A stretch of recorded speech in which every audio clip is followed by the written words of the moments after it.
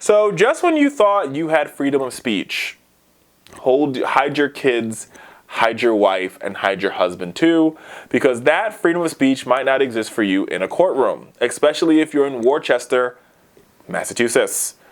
4 Black Lives Matter protesters charged with disrupting the peace had their trials dates postponed until January 2016. However, the real story that came out of the hearing was the fact that the Central District Judge, Judge Pellegrini, ruled that the protesters are banned from wearing clothing with the words Black Lives Matter on them in the courtroom. And this is what he said.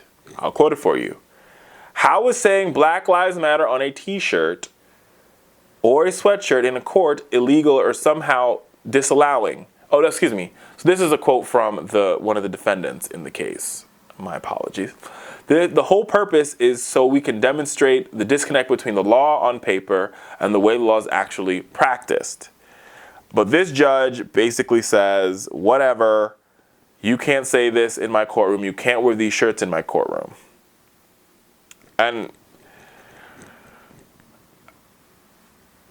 I'm really speechless about this because the job of our courts, our courts are the constitutional interpreters. They're the people who interpret the Constitution. And every time that the courts have come up and you've seen the courts talk about or deal with or debate issues of the First Amendment, freedom of speech and freedom of expression, they've always expanded that right. Even against my own will. I mean, even against things I disagree with when they said, corporations are people and money is free speech.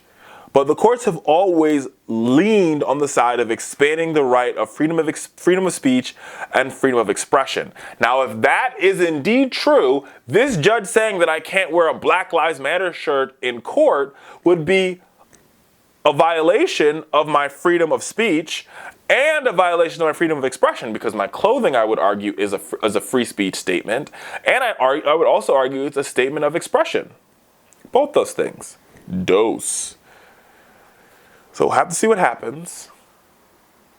But either way, America, be very mindful. Like I would say, watch and pray, people. Watch and pray. Racism is lurking its head everywhere, waiting for someone to scare. Beware. Tonight.